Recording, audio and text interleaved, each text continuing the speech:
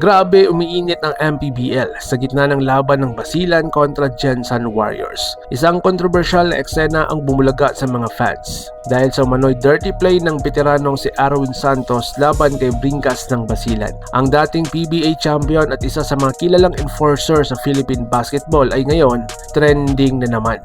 Pero sa maling dahilan. Marami ang nagsasabi kung mapapatunayan nga ang insidente, maaari makasuhan o masuspendi pa si Arwin Santos. Kung trip mo pong ganitong content, kayo wanna follow at pa-subscribe na din. Tara, simulan na natin. Nangyari ang insidente sa ikalawang quarter ng laban sa pagitan ng Gensan Warriors at Basilan Jumbo Plastic. Habang nag-aagawan ng posisyon sa ilalim, makikita sa video replay na nagkaroon ng matinding banggaan si Arwin at Bringas. Pero sa isang iglap, biglang kumilo si Arwin at tila ba'y parang sinuntok sa ulo si Bringas. Agad na pahawak sa mukha si Bringas habang nagkakagulo ang bench ng Basilan. Maririnig pa nga sa live broadcast ang mga sigaw ng fans na napaka-dirty play at grabe naman iyan. Ang mga referee ay agad naman nag-review ng footage at kahit walang outright ejection, nagbigay sila ng flagrant foul penalty kay Arwin Santos. Pero hindi doon nagtapos ang lahat. Dahil pagkatapos ng laro, viral agad ang video sa social media.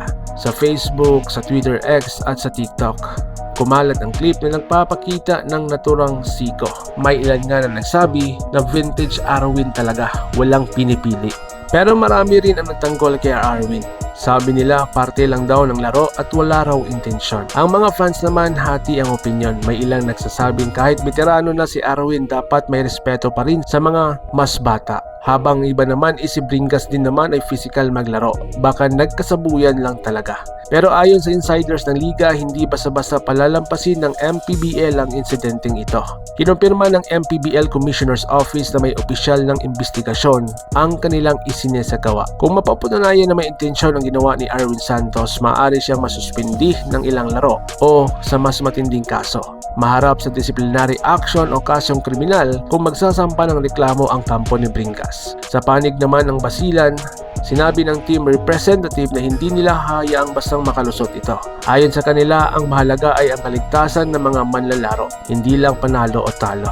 Hanggang ngayon, tahimik pa ang kampo ni Arwin Santos. Pero kilala siya bilang isa sa pinaka-intense player sa PBA history.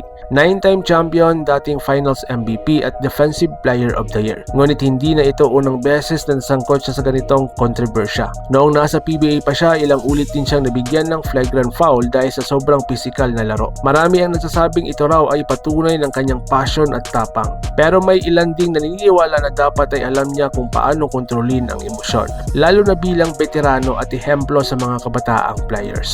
Kaya mga ka-sports, isa lang po ang malinaw. Habang lumalakas ang MPBL at mas dumarami ang nanunood, mas kailangan ding panatilihin ang disiplina at respeto sa bawat laro. Kung mapapatunayan ngang may mali sa ginawa ni Arwin Santos, ito'y magiging wake-up call hindi lang sa kanya kundi sa buong basketball community. Kaya kayo mga ka-sports, ano sa tingin nyo? Dirty play ba ito o simpleng banggaan lang? I-comment nyo sa baba at huwag kalimutang i-like, share at subscribe para sa mga totoo at makabuluhang sports updates. So paano? Ingat po kayo.